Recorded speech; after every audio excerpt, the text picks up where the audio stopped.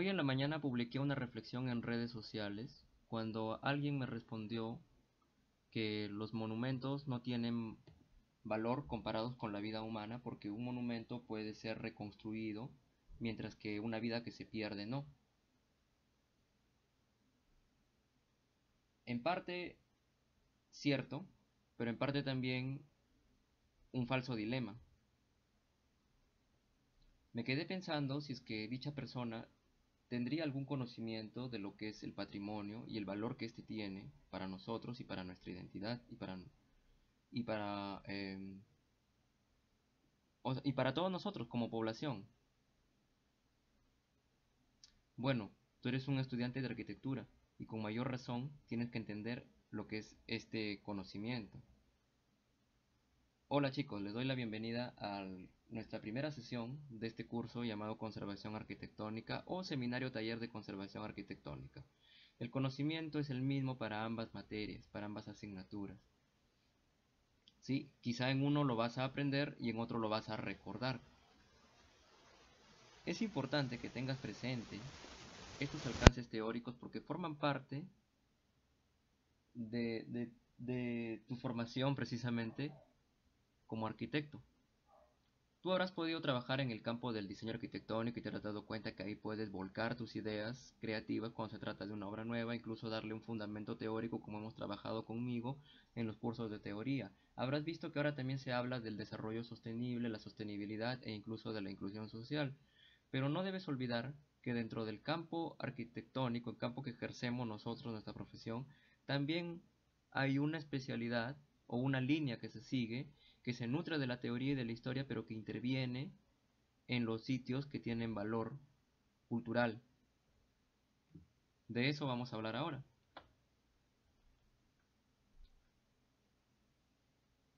Quiero que empieces viendo esas dos imágenes, tomando el comentario que te dije que leí hoy día en redes sociales, y ahí ves dos realidades.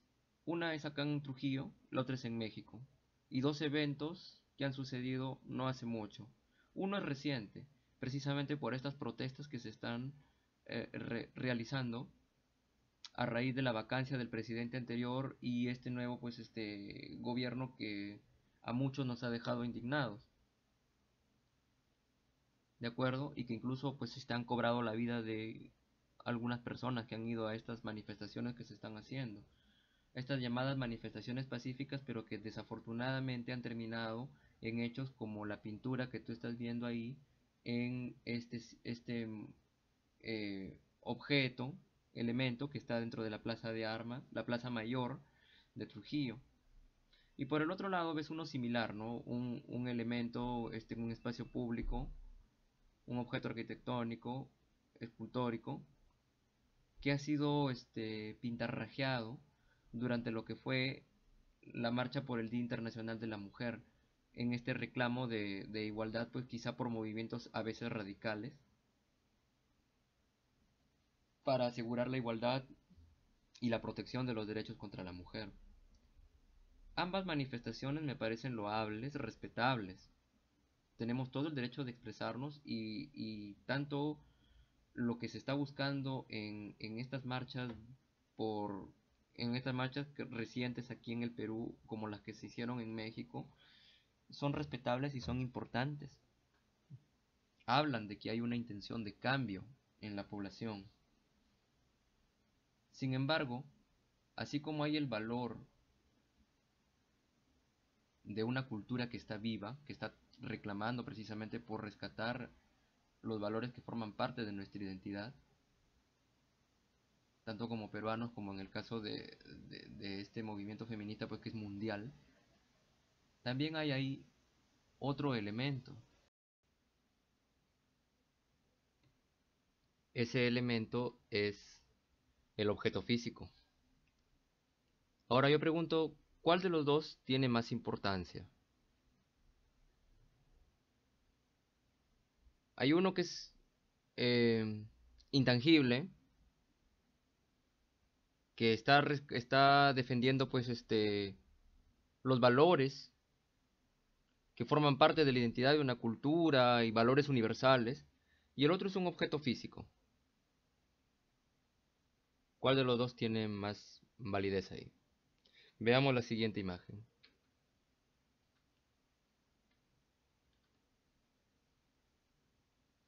Esto ha sucedido no hace mucho y tú lo debes recordar porque se hizo masivo en las redes sociales. En el lado izquierdo tienes a la Catedral de Nuestra Señora de París en Francia y al lado derecho tienes a la Amazonía en Sudamérica. Esto es interesante porque aquí se dieron dos realidades, ¿ya? Por un lado, en cuanto a la Catedral de Nuestra Señora de París, tú sabes que se incendió, pues, ¿no?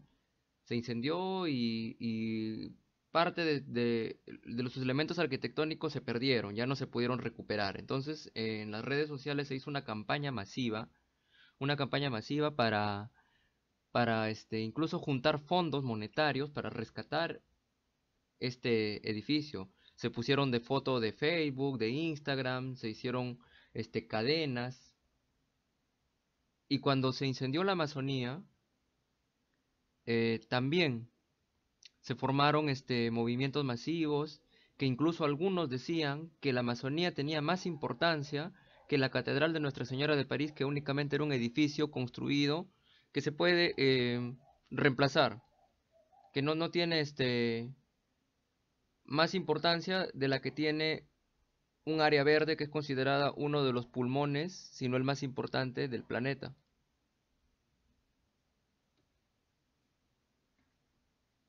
Ahora, acá tenemos dos realidades. Uno es un icono, un símbolo importante en la identidad de los franceses y también del mundo, porque lo conocemos nosotros, ya sea por las películas, tanto animadas de Disney como las live action, también por la obra, si has leído El jorobado de Nuestra Señora de París de Víctor Hugo, y por otro lado, te repito, tenemos un lugar que es muy importante porque contribuye con el oxígeno y que actualmente se ve amenazado por la minería ilegal, por la tala de árboles o incluso lo que podría parecer inofensivo, ¿no? Con buenas intenciones como es el cultivo el cultivo de la palma para producir aceite. Indudablemente la Amazonía también es de importancia, no solamente para los brasileños, los peruanos, los venezolanos o quienes comparten un fragmento de ese territorio en sus respectivos países. Es importante para todos. Entonces, frente a esta división de pensamientos, de que uno es más importante que otro, ¿cuál crees tú que lo sea? Nuevamente, que es patrimonio.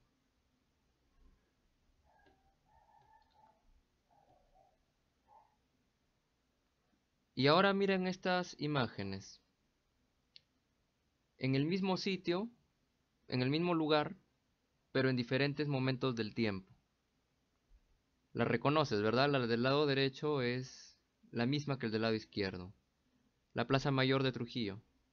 Un espacio importante donde no solamente para el turista se utiliza eh, como, como parte del recorrido que se le muestra cuando hace una visita a la ciudad, sino que también es importante para nosotros los lugareños, los que vivimos aquí, porque aquí se realizan bastantes actividades sociales, manifestaciones como las que se están haciendo en este momento, ¿ves? Siempre ha sido un lugar de esparcimiento, en su época se le llamaba Plaza de Armas cuando también la gente se reunía ahí frente a un conflicto bélico. Ahora como no estamos en guerra, pues recibe el nombre de Plaza Mayor. La que tú ves en el lado izquierdo es la misma, cambia únicamente el elemento central, que en el lado derecho pues es la obra del artista Müller que se trajo en 1929, que representa el Monumento a la Libertad, el que en la imagen anterior hemos visto que ha sido dañado con pintas, ¿sí? Y que también fue intervenido para ser restaurado y sus materiales pues tratados para que persistan, para que no se deterioren, para que duren más y persistan y el monumento pues alargue su vida. En el lado izquierdo tienes una pileta que también la debes haber visto, pero que ahora está en la plazuela del Recreo, que también, así como nosotros, actualmente es importante para las reuniones, para la socialización, que forma parte de la Plaza de Armas de nuestra memoria colectiva. Imagínate Trujillo sin la Plaza de Armas. En su momento, entre el siglo XIX y principios del siglo XX, también estuvo ese lugar como un punto importante para los lugareños que habitaban en Trujillo, el Trujillo amurallado de aquellas épocas. Ese monumento, esa pileta, se abastecía de agua del río Moche mediante la tarjea que también se encuentra en la plazuela del Recreo. Los restos de la tarjea también se encuentran ahí. Tanto por su momento, con las personas de su época, como las de ahora, nos identificamos y se identificaron con este lugar. Además, lo que te he narrado brevemente forma parte de todo un testimonio histórico que le da importancia a este lugar. Tiene una historia, un tiempo de antigüedad, que es patrimonio nuevamente. Ya te estarás preguntando o ya te estarás haciendo una idea o ya te habrás hecho una idea. Eh, lo que hemos visto acá, que es regional, natural, histórico, arquitectónico, mundial, cultural, lo que no se puede tocar, que es intangible, lo que sí se puede tocar, que es tangible, pero que tiene un valor de historia por su antigüedad, porque la gente se identifica con ellos, porque hay una memoria colectiva, porque representa una evidencia, un testimonio de una población, de las tradiciones. Eso es patrimonio. La UNESCO lo define como el conjunto de rasgos distintivos espirituales y materiales, intelectuales y afectivos, mira qué interesante, afectivos, que caracterizan a una sociedad y que abarcan, además de las artes y las letras, los modos de vida, las maneras de vivir, juntos los sistemas de valores, las tradiciones y las creencias. Según el Ministerio de Cultura, antiguamente llamado INC, Instituto Nacional de Cultura, el patrimonio es la herencia de nuestros bienes materiales e inmateriales, de nuestros antepasados, que nos han dejado a lo largo de la historia. Un legado cultural que forja nuestra identidad. ¿Qué te parece? O sea, es una herencia. Quizá alguno de ustedes ha tenido la oportunidad de tener algo heredado de sus abuelos o de los padres, quizá un anillo, quizá un vestido, quizá un par de zapatos, una foto.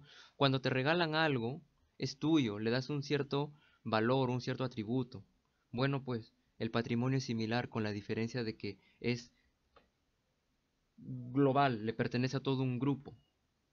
Aunque legalmente una casa pueda tener en sus papeles un propietario legal, es si ese edificio tiene una historicidad, una antigüedad, refleja en la memoria colectiva de las personas, tiene un valor afectivo, tiene una tecnología constructiva única para su época, tiene una relación importante con la ciudad, les pertenece y nos pertenece a todos nosotros. Eso es nuestro patrimonio, un legado. Entonces, tú que te estás formando como arquitecto, ¿cuál de todos estos ejemplos que hemos visto en las imágenes anteriores tiene más valor? A ver, piénsalo. Quizá quien no tiene formación en la conservación del patrimonio, no tiene la cultura de conservación del patrimonio, podría dar una respuesta acelerada, apresurada. Piénsalo bonito, a ver. Después de todo lo que hemos conversado, lo que te he narrado, ¿cuál tendría más valor? La UNESCO no recomienda tratar de manera parcializada al patrimonio, o sea, pensamientos divididos o polarizados como los que suceden a veces de quienes no tienen esa formación o esa cultura del patrimonio. Pensar que uno vale más que el otro no es lo correcto para la UNESCO. Con mayor razón, tú que te estás formando como arquitecto, tienes que tener presente esto. El patrimonio se clasifica, lo podemos clasificar en patrimonio natural, donde no intervino la mano del hombre, que pueden ser los monumentos naturales, formaciones geológicas, fisiográficas, el hábitat de las especies animales, las reservas, los santuarios, todo aquello que forma parte de la naturaleza y donde el hombre no lo ha alterado ni lo ha transformado. Eso es el patrimonio natural. También es parte de nosotros, como arquitectos, también podemos trabajar en la conservación del patrimonio natural. Aquí es donde tus conocimientos de urbanismo y de paisajismo los aplicas. Pero no vamos a profundizar mucho en esto por cuestiones de tiempo y por el tema por las especificaciones propias del curso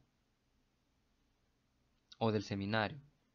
Pero has de saber también que tú como arquitecto puedes participar aquí en la protección y conservación de este tipo de patrimonios naturales. Son de importancia, tanto para estudios científicos, biológicos, para intervenciones paisajísticas, ¿ves? Hasta incluso para recreación y turismo. Claro, porque nosotros podemos ir a un lugar como estos también a relajarnos y a incluso a despejarnos o, por qué no, hasta meditar. Tiene un valor definitivamente. Eh, Hay instituciones que se dedican a protegerlo y también documentación como el Código del Medio Ambiente y el Instituto Nacional de Recursos Naturales, para que tengas conocimiento. Por otro lado, tenemos el patrimonio cultural, que es donde sí ha intervenido el hombre y está constituido tanto por los bienes materiales e inmateriales. Estamos hablando de la cultura viva como de la cultura tangible, del patrimonio cultural tangible, lo que se puede tocar como lo que no se puede tocar. Ambos. Entonces, los valores, los mitos, las leyendas, las tradiciones, el folclore, la gastronomía, lo que estamos tratando de hacer ahora por defender a puertas del bicentenario para rescatar estos valores y la patria también forman parte, todo eso es el patrimonio intangible. No te he puesto ninguna imagen ahí porque es algo que no se puede tocar, pero que forma parte también de nuestra cultura. ¿Te das cuenta? Y por otro lado tenemos el patrimonio cultural tangible. Vamos a hablar primero del patrimonio mueble y finalizamos ya, que es parte de nuestro curso, con el inmueble. ¿De acuerdo?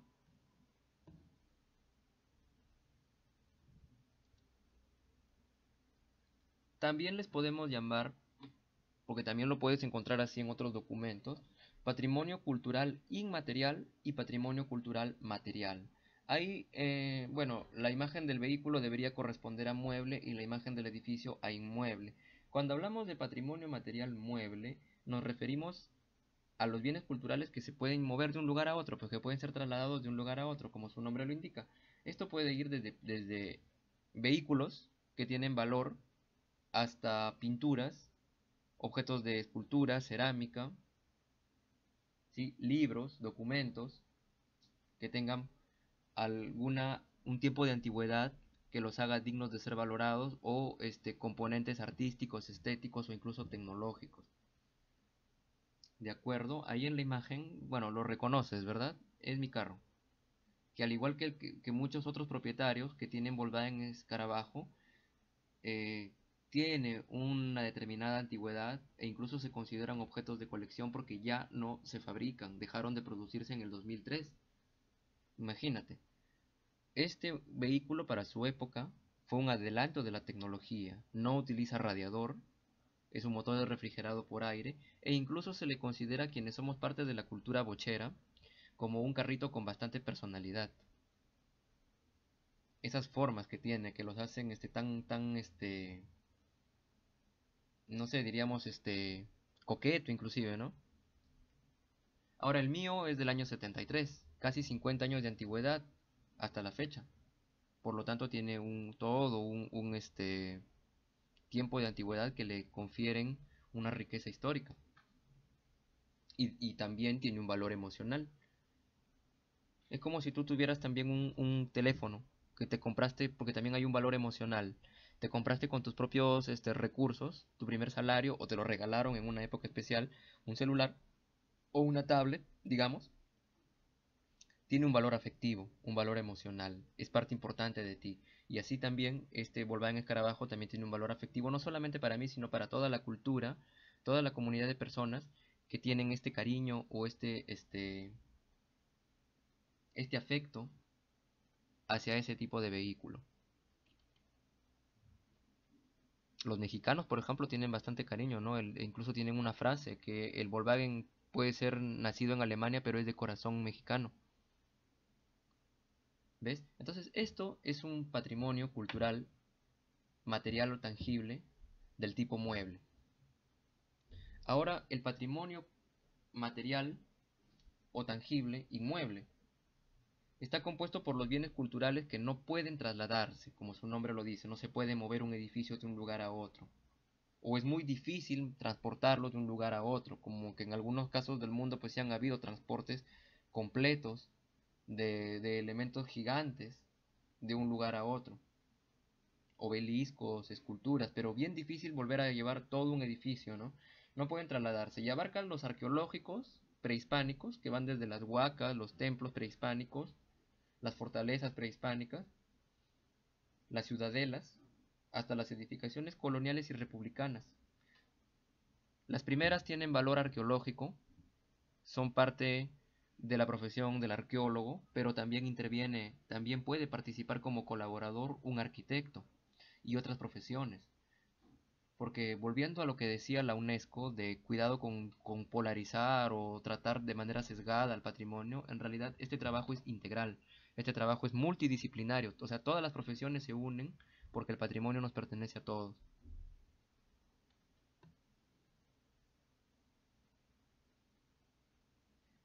¿Ya?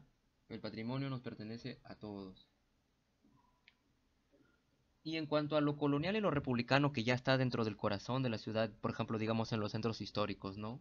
Esto es ya quizá donde el arquitecto interviene más, ¿no? Pero te vuelvo a repetir, nosotros intervenimos en cualquiera de estos campos en diferentes niveles de intervención, de la mano junto con otras profesiones. Entonces podemos trabajar en la parte del patrimonio natural, como en la parte del patrimonio material o tangible, como también en la parte del patrimonio intangible o inmaterial, porque ahora que tanto se habla de la inclusión social, con mayor razón el arquitecto tiene que tener también estos principios de inclusión social y de relacionar el trabajo que creamos con la cultura de las personas. Te vuelvo a repetir, más que un usuario, estamos hablando de un ser humano. Nunca te olvides de eso. Entonces la carta de Burra, que forma parte de los documentos especializados que vamos a revisar posteriormente a mayor profundidad y que los vamos a aplicar, habla de que el patrimonio tangible o el patrimonio material inmueble se puede clasificar desde los sitios, áreas, edificios, grupos de edificios y obras en conjunto con todo su contenido y sus alrededores. Hoy en día se utiliza el término paisaje cultural, que lo vamos a profundizar también más adelante, en las siguientes sesiones.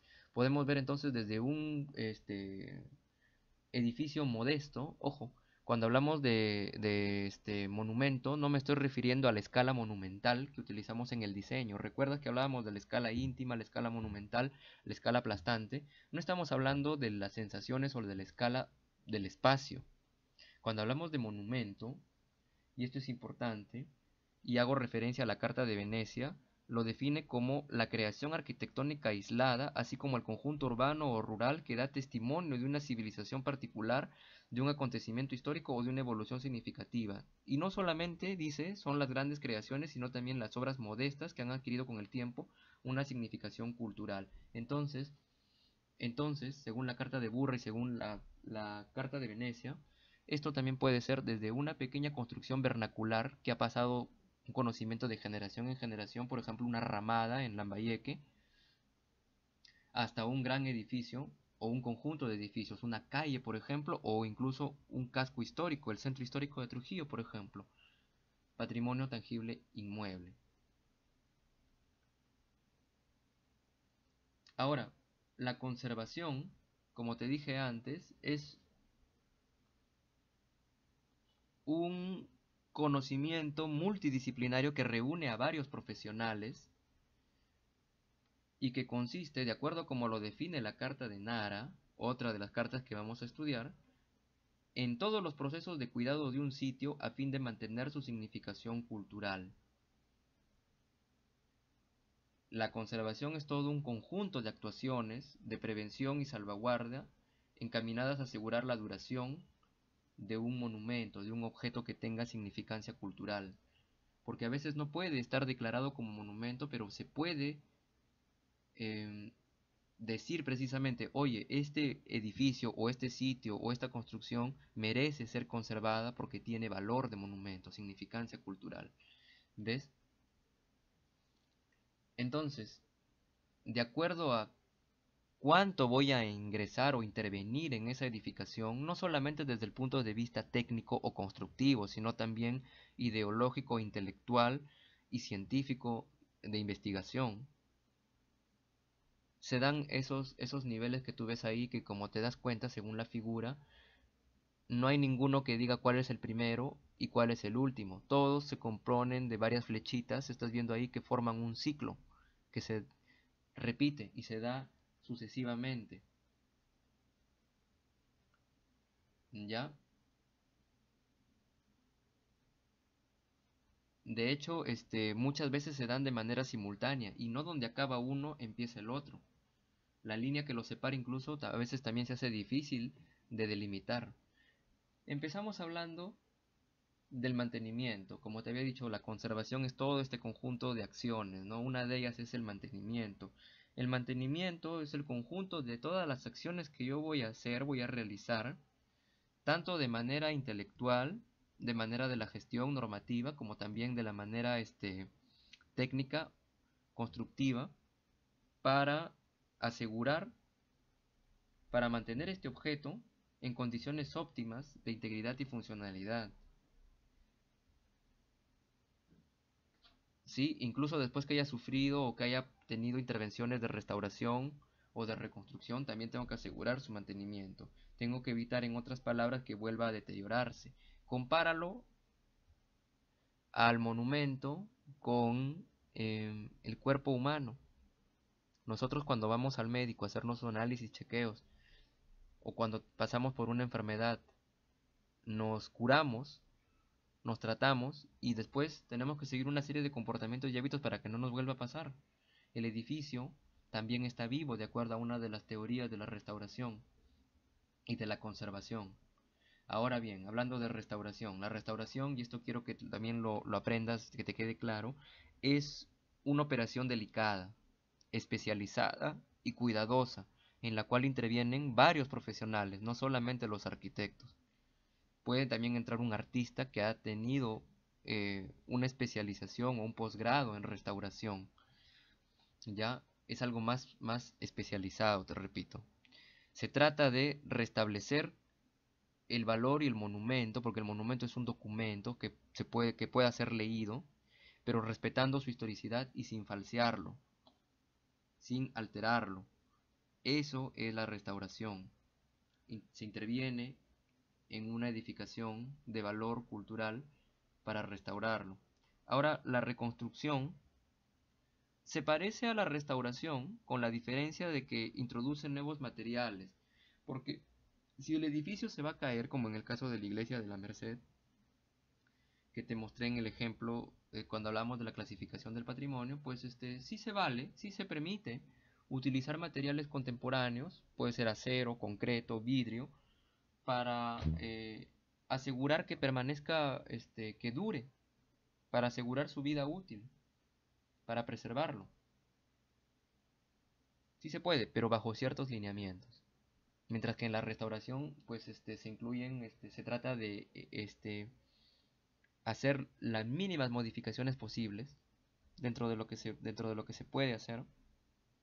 La reconstrucción sí permite esto, pero te repito, bajo ciertos lineamientos que los vas a conocer en las siguientes sesiones. Ahora, una vez que el edificio pues ha sido restaurado o restaurado y reconstruido simultáneamente, bueno, no puede quedar como algo cerrado, clausurado o inerte al público, tiene que ser adaptado, o sea, modificado para adaptarlo al uso actual o a un nuevo uso que relación con la ciudad y con la población. Sí, de esta manera también es que se pone en valor, que equivale a habilitarlo sin quitarle su historicidad, ni falsearlo, ni quitarle su naturaleza, o sea, su autenticidad, y siempre resaltando sus características para que la gente de ahora también lo pueda aprovechar a una nueva función, pero que sea compatible, pues, ¿no? Aquí también es importante la ética.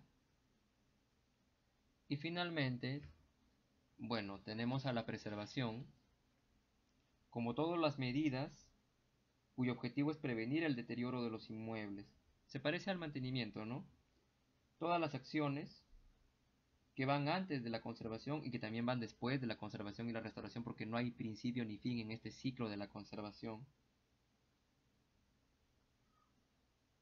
para retardar el deterioro de un monumento. ¿Te das cuenta? Y volvemos otra vez al mantenimiento y a la restauración y así sucesivamente, porque todo esto forma parte de los niveles de intervención en una edificación. Todo esto forma parte de la conservación. Es más, aquí te lo sintetiza la carta de Burra nuevamente, ¿sí? Que en esencia, pues como te dije, se trata de mantener el valor cultural que tiene este objeto, ¿ya? Y como también te dije, pues todos estos niveles de intervención por lo general van a ser una combinación de más de uno de estos. No es solamente uno solo y no lo hace un solo profesional, por supuesto. Imagínate, si se trata, por ejemplo, de una ruina arqueológica, definitivamente tiene que entrar un arqueólogo, pero si se trata pues también de colaborar ahí en la parte de la arquitectura, del plano de organización arquitectónica, de una huaca, también entra un arquitecto. Si se trata de rescatar em, una moldura, una iconografía prehispánica, también entra un artista, ¿ves? E incluso para en un edificio, por ejemplo, virreinal o republicano en el corazón de la ciudad, en el centro histórico de la ciudad, definitivamente tiene que intervenir un historiador para poder determinar el valor histórico, la antigüedad y los hechos, los sucesos históricos que han pasado en ese edificio.